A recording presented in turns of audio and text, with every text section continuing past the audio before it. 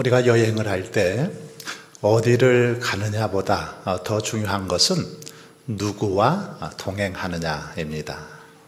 아무리 좋은 여행지라도 예를 들어서 마음이 좀 불편하고 이렇게 관계가 좋지 않은 사람과 여행하면 재미없습니다. 즐겁지 않습니다. 그러나 좀 여행지가 별로 못마땅해도 마음이 잘 통하는 사람, 평소 좋아하는 사람들과 가면 어디를 가든 무엇을 하든 즐겁고 행복합니다. 이처럼 신앙생활도 누구와 동행하느냐가 참 중요합니다. 누구와 동행하느냐에 따라서 기쁘기도 하고 즐겁기도 합니다.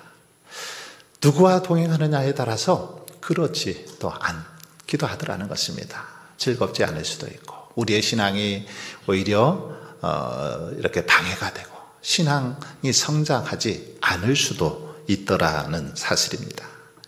그래서 잠언 기자는 잠언 13장 20절에서 지혜로운 자와 동행하면 지혜를 얻고 미련한 자와 사귀면 해를 받느니라 이렇게 말씀하고 있습니다. 그리고 잠언 22장 24절에서도 노를 품는 자와 사귀지 말며 울분한 자와 동행하지 말지니 이렇게 우리에게 권면하기도 하는 걸 볼 수 있습니다. 여러분, 신앙생활이란 무엇일까요? 누군가가 목사님, 신앙생활 한마디로 말하면 뭐라고 말할 수 있습니까? 라고 묻는다면 저는 하나님과 동행하는 것, 이것이 신앙생활이다. 이렇게 말씀드리겠습니다. 하루하루 하나님과 동행하는 것, 좋을 때나 괴로울 때나 기쁠 때나 슬플 때나 언제 어디서나 늘 하나님과 동행하는 것, 이것이 신앙생활이라는 사실입니다. 믿음의 사람들을 보면 그들은 늘 하나님과 동행하는 그런 삶을 살았던 것을 볼 수 있습니다. 온갖 위협과 핍박 속에서도 여전히 하나님의 손을 굳게 붙잡고 하나님과 동행하는 그런 삶을 살았습니다. 때로는 하나님과 동행하기 위해서 자신의 그 모든 것까지도 내려놓고 희생하고 정말 포기하면서까지 그렇게 하나님과 주님과 동행하며 헌신하며 살아갔던 것을 볼 수 있습니다. 성경에 보면 이 동행이라는 단어를 찾아보니까 모두 31번 성경에 동행이라는 단어가 나옵니다. 그런데 그가 하나님과 동행했다 이런 표현은 2번 나오는 것을 볼 수 있습니다. 이렇게 어떤 사람이 하나님과 동행했다라고 이렇게 직접적인 표현을 쓴 사람 2사람밖에 없습니다. 누구일까요? 오늘 본문 속에 에녹과 그리고 노아입니다. 오늘 본문 24절에 보십시오. 에녹이 하나님과 동행하더니 하나님이 그를 데려가심으로 세상에 있지 아니하였더라. 에녹의 인생, 에녹의 신앙을 한마디로 평가한다면 에녹이 하나님과 동행하였다. 이렇게 성경은 묘사하고 있습니다. 하나님과 동행하였더니 그가 데려가심으로 세상에 있지 아니했다. 산채로 그대로 하늘로 올라가는 그런 축복을 받았다라는 것입니다. 창세기 6장 9절도 보시면 이것이 노아의 족보니라. 노아는 의인이요 당대의 완전한 자라. 그는 하나님과 동행하였으며 이 노아의 삶을 그는 하나님과 동행하였다 이렇게 표현하고 있습니다. 이처럼 에녹은 완전한 의인이라고 한 노아와 더불어서 300년을 하나님과 동행하며 살았던 사람 에녹입니다. 그래서 죽지 않고 하늘로 올라가는 축복을 받았던 것을 볼 수 있습니다. 여러분, 그렇다면 에녹은 어떻게 이렇게 300년 동안이나 늘 하나님과 동행하는 삶을 살았을까요? 우리들은 어쩌면 하루도 아니 몇 시간도 하나님과 동행하기를 힘들어하는데 어떻게 에녹은 300년 동안 늘 그렇게 하나님과 동행하는 삶을 살 수 있었을까요? 그 비결이 무엇입니까? 그것은 바로 에녹이 하나님의 심판을 깨닫고 그것을 기억하며 살았기 때문임을 알 수 있습니다. 에녹은 인생을 사는 동안 하나님의 심판의 때가 임할 것을 기억하면서 하루하루 살았다라는 것입니다. 본문에 보면 에녹은 65세에 무두셀라를 낳고 무두셀라를 낳은 후 300년 동안 하나님과 동행했다, 이렇게 기록을 하고 있습니다. 자, 그런데 잘 보시면 에녹이 이 무두셀라를 낳기 전에는 하나님과 동행했다, 이런 표현이 없습니다. 오히려 에녹이 무두셀라를 낳은 후 동행하였다, 이렇게 기록하고 있죠. 이것은 이 아들의 출생이 아버지 에녹에게 있어서 인생의 어떤 전환점, 신앙생활의 터닝 포인트가 되었음을 우리에게 보여주고 있습니다. 무두셀라가 에녹의 가정에 태어나게 되므로 그의 신앙의 어떤 전환이 있었다라는 것입니다. 하나님께서 어느 날 에녹을 부르셔서 이렇게 말씀하셨습니다. 에녹아, 세상이 많이 악해져서 불의를 용납할 수 없구나. 이 세상을 이제 심판해야 되겠다. 내가 이 세상에 심판이 임박했음을 알리는 한 징표를 내가 너한테 보여주마. 장차 아들을 낳게 되거든 그 이름을 무두셀라라고 지어라. 이렇게 하나님이 말씀하셨습니다. 여러분, 무두셀라, 그 이름의 뜻이 무엇입니까? 무두셀라. 이 무두셀라라는 말은 이 창을 던지는 자, 이런 의미입니다. 상 던지는 자, 이게 무두셀라라는 그 이름의 뜻입니다. 부족들이 전쟁에 나가서 이렇게 싸우게 될 때 다 죽고 이제 자기 혼자만 남으면 어떻게 할까요? 더 이상 싸워도 승산이 없다. 이럴 때 그는 자기가 가지고 있던 창을 바닥에 내려놓습니다. 던집니다. 마지막 어쩌면 보류였던 그가 창을 던지는 거죠. 이건 어떤 의미일까요? 이것은 전쟁의 패배와 더불어서 이제 자기 부족의 멸망을 의미합니다. 그가 창을 던졌다. 이것은 이제 우리는 전쟁에서 졌다. 우리 부족은 다 망했다. 이런 의미라는 것입니다. 그러므로 당시 사람들은 이 무두셀라를 볼 때에 창 던지는 자를 생각했습니다. 그러면서 그가 죽으면, 무두셀라가 죽으면 하나님의 심판이 우리에게 임한다. 이 사실을 떠올렸다라는 것입니다. 그래서 에녹은 아들 무두셀라를 볼 때마다 저 아들이 죽으면 하나님의 심판이 임한다고 했는데, 하나님이 심판하신다고 했는데, 그렇게 늘 생각하면서 하나님의 심판을 떠올리게 되었고 하나님과 경건하게 그렇게 동행하는 삶을 살 수 있었다라는 것입니다. 유다서 1장 14절로 15절에 보면 먼 훗날 유다는 에녹의 삶을 이렇게 증언하고 있습니다.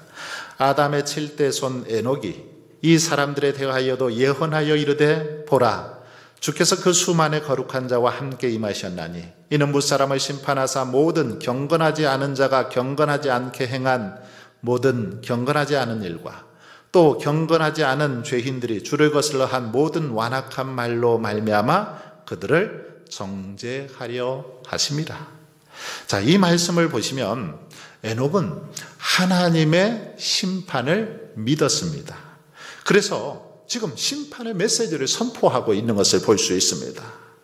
이렇게 에녹은 아들 무두셀라를 볼 때마다 하나님의 심판이 임할 것을 생각했다라는 것입니다. 그러면서 내가 하나님의 심판 때에 칭찬받기 위해서, 하나님의 심판 때에 징계받지 않기 위해서라도 하나님과 동행하면서 믿음을 지켜야 되겠다, 그렇게 생각하면서 하루하루 살게 되었다라는 것입니다.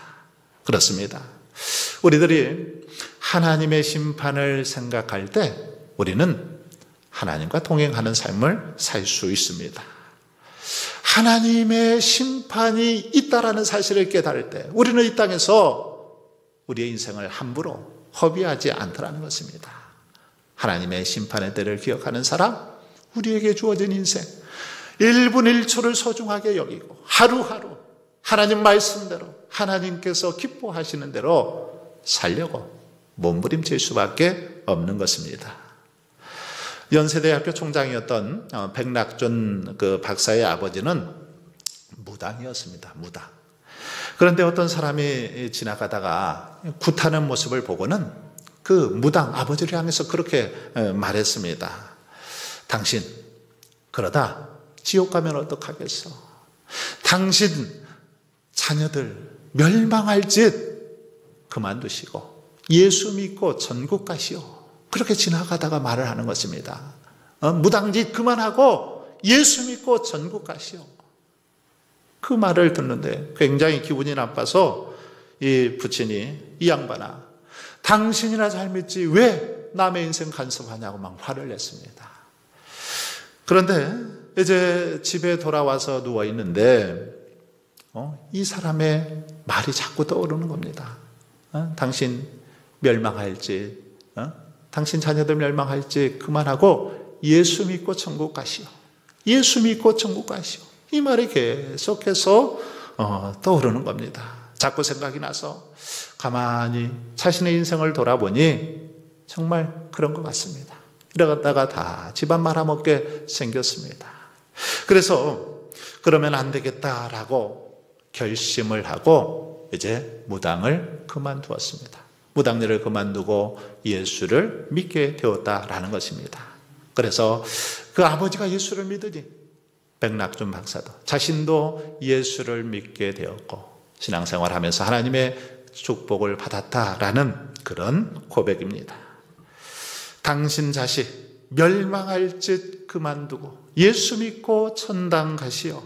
그 말 한마디가 온 가족을 구원으로 인도하게 되었다라는 고백입니다. 여러분, 우리 인생은 이 땅에서 죽음으로만 끝나는 것이 아닙니다. 죽으면 끝이 아닙니다. 죽으면 끝이 아니라 죽음 이후에는 반드시 심판이 있다라고 성경은 말씀하고 있습니다. 하나님의 심판대 앞에 서게 된다라는 것이지요. 그러므로 저와 여러분도 에녹처럼 늘 심판의 날과 재림의 때를 기억하면서 더욱더 하나님과 동행하며 하루하루 믿음 가운데 살아갈 수 있기를 바랍니다. 그러면 하나님과 동행한다라는 거, 여러분 어떻게 사는 것을 말할까요? 어떻게 사는 것이 하나님과 동행하는 것입니까? 에녹은 어떻게 하나님과 동행했습니까? 먼저 에녹은 하나님과 뜻을 같이 함으로 동행했음을 볼 수 있습니다. 누군가와 동행하기 위해서는 첫 번째 조건이 뭡니까? 서로 마음이 맞아야 되죠. 이 마음이 맞지 않는 사람과 함께 길을 걸어가는 거 참 고역스러운 일 아니겠습니까? 고역스럽죠. 마음이 맞지 않는 사람과 함께 걷고 함께 일하는 거 참 힘듭니다. 물론 한두 번 함께 길을 걸을 수 있겠죠. 동행할 수 있겠지만 오랜 기간 함께 길을 걷기 위해서는 서로 마음이 잘 맞아야 합니다. 그래서 아모스 선지자는 아모스 3장 3절에서 두 사람이 뜻이 같지 않은데 어찌 동행하겠으며 라고 그렇게 말합니다. 뜻이 같지 않은데 어찌 동행하겠느냐? 서로 뜻이 같아야 함께 길을 걸어가며 동행할 수 있다라는 것이지요. 그렇습니다. 에녹이 하나님과 300년을 동행할 수 있었던 그것은 에녹과 하나님의 뜻이 같았기 때문이라는 거죠. 에녹이 하나님과 뜻을 같이 했기 때문에 그렇게 걸을 수 있었다라는 것입니다. 그러나 가인의 후손들은 어떻습니까? 하나님의 뜻과 달리 했습니다. 하나님과 뜻을 달리 했죠. 그들은 가인의 길을 따라가기로 선택하고 온갖 불의와 불법과 죄악을 행하면서 악한 길로 걸어갔던 것을 볼 수 있습니다.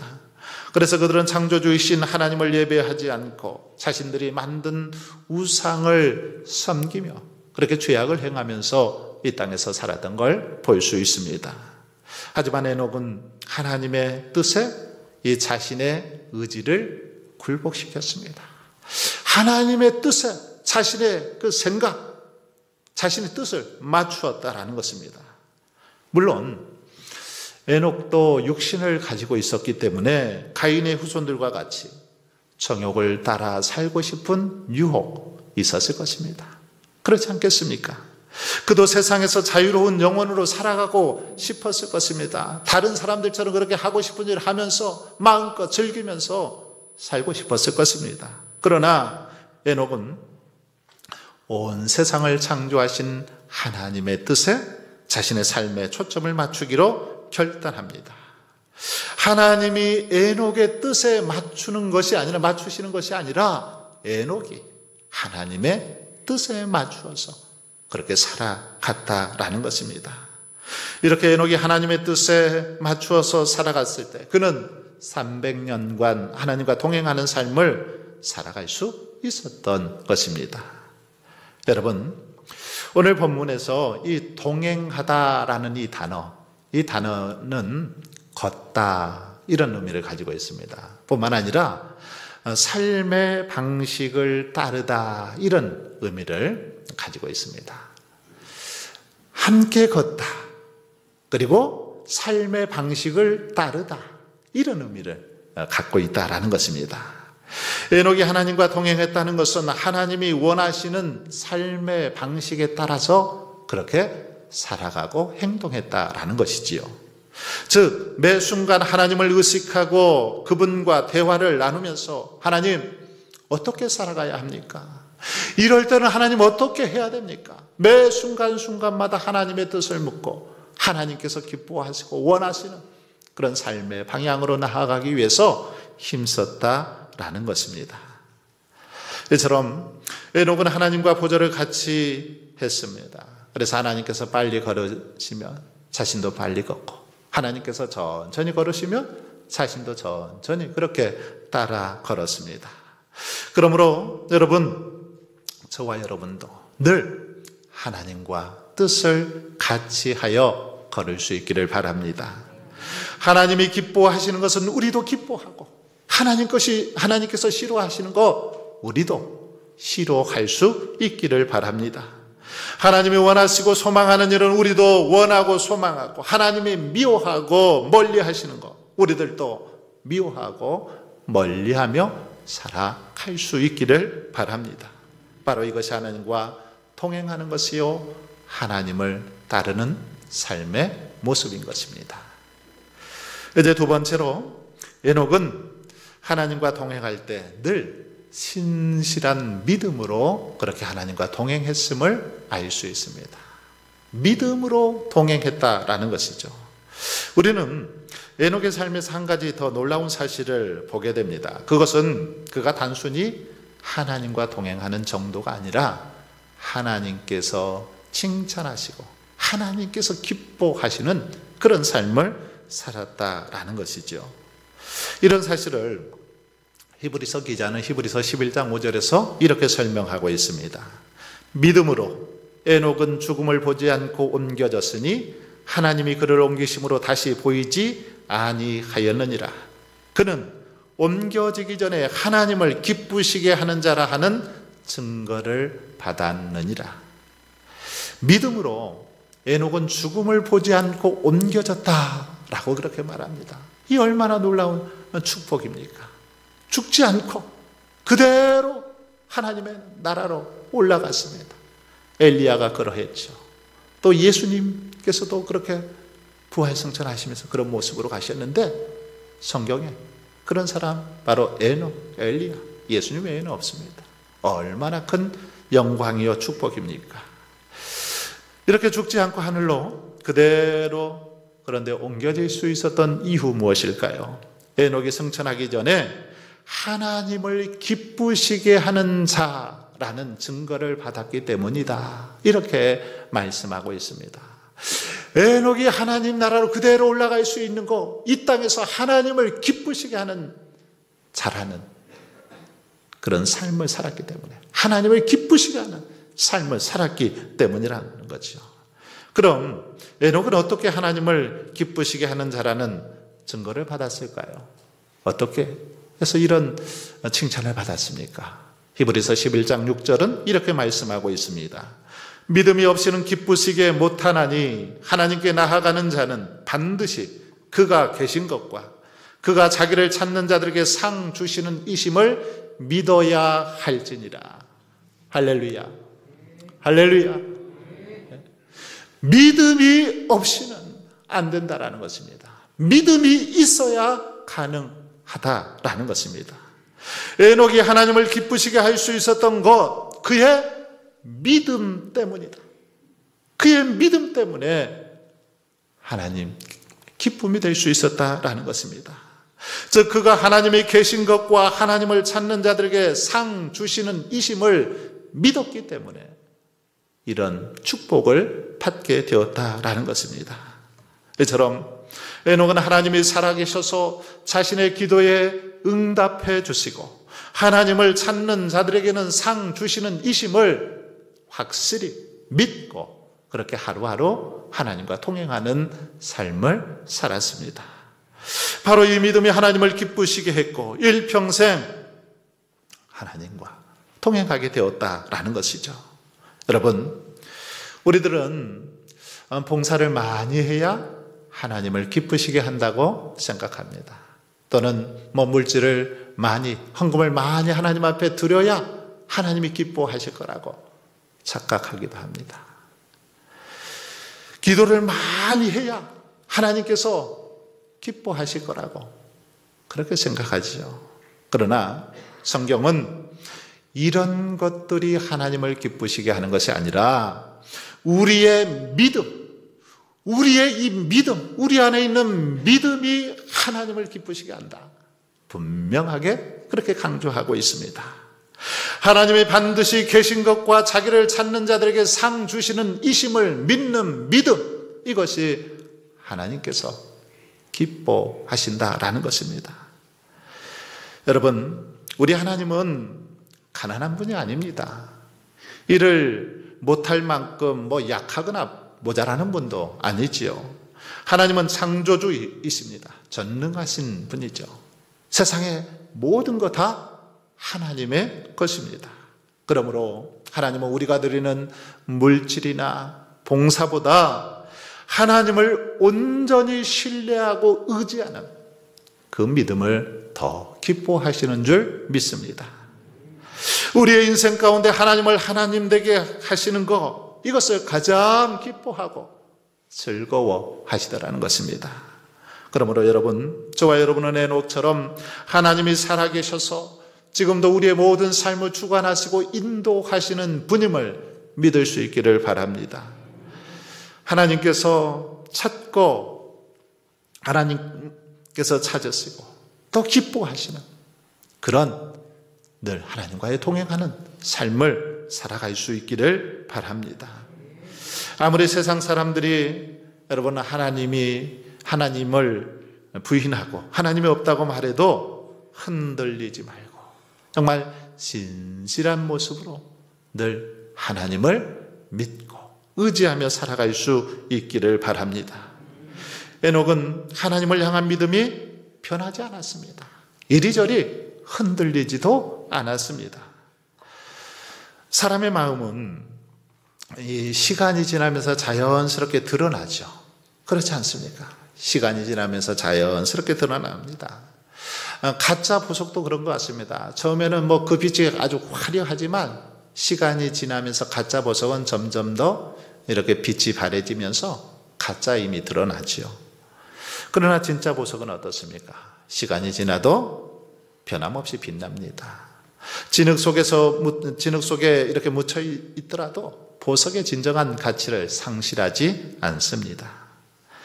가인은 어쩌면 가짜와 같은 모조품과 같은 믿음으로 하나님께 나아갔지만 그는 결국 자신의 거짓되고 이 악한 마음 다 드러나게 되었지요. 거짓된 모습으로 하나님 앞에 나아갔지만 드러나게 되었습니다. 그러나 에녹은 신실하고 진실한 믿음으로 하나님을 섬기며 하나님과 동행했기 때문에 시간이 지나도 좀처럼 변하지 않았습니다. 수많은 유혹과 시험 앞에서도 세상으로 치우치지 아니하고 항상 하나님을 믿고 섬기는 그런 삶을 살았던 걸 볼 수 있습니다. 이처럼 믿음의 사람들 결코 흔들리지 않습니다. 어떤 상황 속에서도 진실하게 하나님을 믿고 의지하는 것을 볼 수 있습니다. 예수님의 삶을 한번 보십시오. 예수님은 십자가에 못 박혀 죽으시기까지 흔들림 없이 신실하게 하나님의 뜻에 순종하는 그런 삶을 사셨던 것을 볼 수 있습니다. 바울은 자신의 죽음을 예감하면서도 나는 선한 싸움을 싸우고 나의 달려갈 길을 마치고 믿음을 지켰으니 라고 말하면서 마지막 순간까지 정말 그 믿음을 지키며 살았던 것을 볼 수 있습니다. 하지만 이와 반대로 하나님과 동행하지 못하고 믿음을 저버렸던 많은 신앙의 사람들도 있습니다. 실패하는 인생들 많이 있죠. 이 롯은 아브라함의 조카로서 하나님과 동행하지 못하죠. 어떤 인간적인 욕심에 이끌려서 아브라함과 함께 이렇게 동행했으면 좋았을 텐데 갈라서게 되죠. 그러면서 어떻게 됩니까? 그는 결국 실패하고 멸망하고 마는 것을 볼 수 있습니다. 만일 아브라함과 롯이 동행했다라면 어땠을까요? 계속해서 아브라함을 따라서 아브라함의 그 믿음의 모습을 본받아서 함께 동행하겠다. 아브라함과 함께 했다라면 어땠을까요? 아마 멸망하는 소돔성의 그 멸망을 겪지 않았을 것입니다. 아내를 잃어버리고 모든 재산을 잃어버리는 그런 비극 경험하지 않았을 것입니다. 솔로몬은 하나님의 은혜로 지혜와 부와 명성을 얻게 되죠. 명예를 얻게 됩니다. 그러나 그는 끝까지 믿음을 지키지 못하고 하나님을 떠나게 될 때 결국 그 때문에 이스라엘 온 민족이 타락하는 그런 참 아픔을 겪게 되는 것을 볼 수 있습니다. 또한 사울왕도 하나님을 경외함으로 겸손하게 처음에는 왕의 위치에 오르게 되지만 끝까지 믿음을 지키지 못했다가 결국 멸망당하고 마는 모습을 볼 수 있습니다. 사랑하는 성도 여러분, 이제 말씀을 정리하고자 합니다. 지금 여러분은 누구와 동행하고 있습니까? 지금 여러분은 누구와 이렇게 누구를 의지하고 또 무엇을 붙잡고 살아가고 있습니까? 간절히 바라기는 에녹처럼 일평생 전지전능하신 하나님만을 의지하고 하나님과 동행하며 살아갈 수 있기를 바랍니다. 괴로우나 즐거우나 건강할 때나 병들었을 때나 젊을 때나 늙었을 때나 늘 변함없는 모습으로 참으로 주님과 늘 동행하는 그런 삶을 살아갈 수 있기를 바랍니다. 그래서 하나님이 찾으시고 기뻐하시는 믿음의 사람, 에녹과 같은 그런 믿음의 삶을 통해서 하나님께 영광 돌릴 수 있기를 주님의 이름으로 축원합니다.